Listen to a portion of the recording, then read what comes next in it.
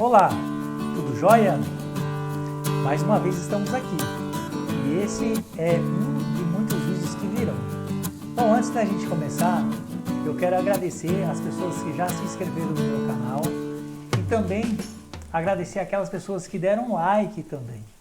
Hoje nós falaremos de um tema que é um tema relativamente muito atual, mas ao mesmo tempo bastante antigo. Nós vamos falar sobre a floresta amazônica. De quando ela vem sendo devastada e há quanto tempo exatamente que isso vem acontecendo ou que a colonização vem entrando dentro da floresta amazônica.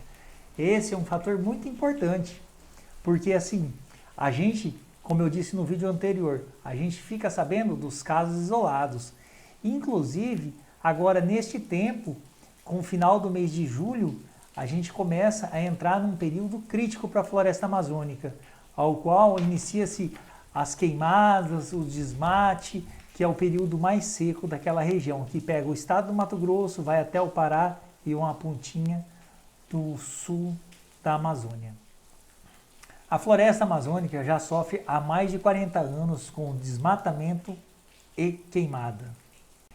E dentro desses 40 anos que nós vamos falar hoje no vídeo, a gente encontra vários tipos de problema relacionados às queimadas, aos desmatamentos, relacionados às questões sociais, às questões de território, aonde inicia-se grandes conflitos e conflitos violentos por posses de terra, entre outros problemas que nós sabemos também que entra as questões indígenas atual. Esse problema já perdura há muitos anos.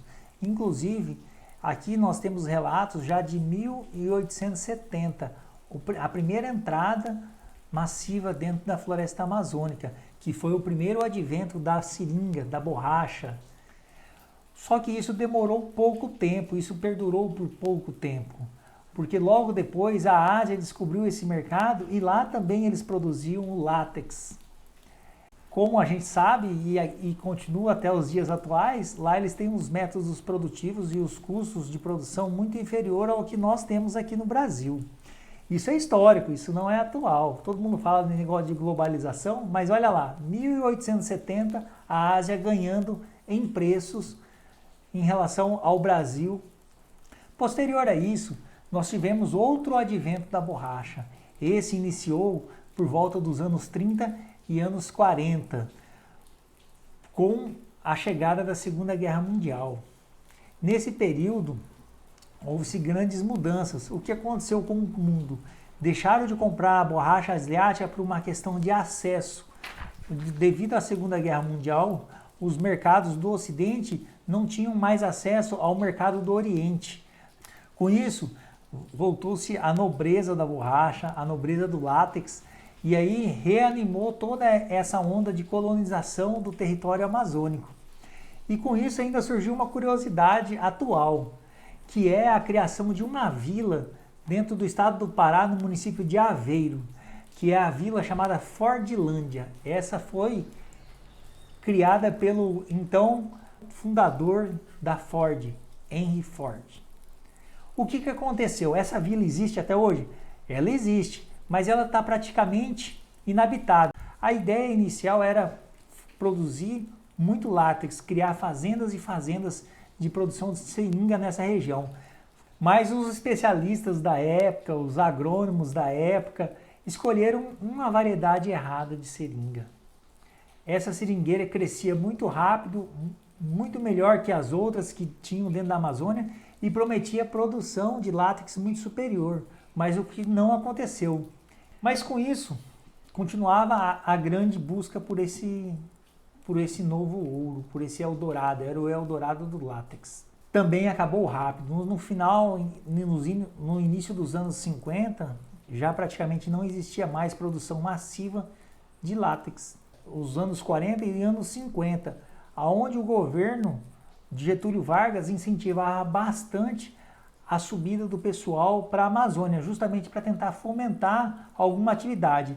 Inicialmente, essa atividade foi induzida pela questão da borracha, mas como não sustentou, então os brasileiros abandonaram essa ideia e posterior a isso, aí a gente entra na pior fase da floresta amazônica. é aquela fase aonde realmente aconteceu a colonização massiva desse território. Era o período ao qual a ditadura militar tinha o objetivo de ocupar as terras brasileiras para não serem desocupados. O território amazônico nessa época ele era pouco habitado por brasileiros. E a ideia da ditadura militar era muito mais geopolítica e estratégica. Então eles foram ao sul do país e prometeram à população que sonhava em ter suas próprias terras, aquela população que trabalhava dentro de fazendas, dentro de sítios na região sul do país, que estendiam os estados do Rio Grande do Sul, Santa Catarina e Paraná. E uma parte dos paulistas também. Nesse período, o governo prometia e dava terras a esse grupo. Nesse período, houve-se muita devastação. É onde iniciou o maior processo de devastação da floresta amazônica. Utilizavam-se métodos totalmente rudimentares para a ocupação desse território e não tinham leis que determinavam as porções que poderiam ser ocupadas, desmatadas e antropizadas para o cultivo das culturas que eles gostariam. Nesse período também houve doação de terras para grandes empresas do Brasil. Recebiam porções de terras em torno de 100 mil hectares, 150 mil hectares, 300 mil hectares. Há histórico e relatos de fazendas de 400, 500 mil hectares.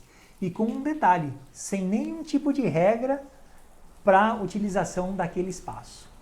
Cada um fazia da forma que achasse melhor. Utilizavam um método de plantio de pastagem que atualmente é extremamente reprovado. Ele colocava um fogo e esse fogo queimava por até 2 meses. Durante esses 2 meses até a primeira chuva. Com o fim do fogo, contratavam empresas de aviação agrícola para jogar semente de cima dos aviões. Porque a floresta era queimada, mas as grandes árvores ainda permaneciam em pé. E não tinha como entrar com tratores e máquinas. A única forma de entrar nessas áreas era a cavalo, a pé e só. Não tinha outra forma de ocupar essa área. Então utilizavam-se aviões para jogar semente de cima deles. Esses aviões eles chegavam a cultivar em um período de safra de 2, 3 meses, 200, 300 mil hectares. Uma equipe de aviação que ia para essa região. Isso eu estou falando em 2 aviões. Um avião chegava a jogar semente em 150 mil hectares de terra. Então, assim, era uma devastação enorme e sem medida. Por isso é importante a gente conhecer a história. Porque o que acontece? Muita gente acredita que a floresta amazônica está sendo devastada de hoje. Mas não, isso já é histórico no nosso país. Isso já se perdura desde 1870. Posterior a essa onda de fazendas que estavam colonizando o território amazônico, entramos na década de 90, entre 80 e 90. Pessoal, esse vídeo está ficando um pouco extenso, porque falar da floresta amazônica, de certa forma, é bastante complexo. E olha que eu resumi bastante e ainda ficaram muitas partes de fora.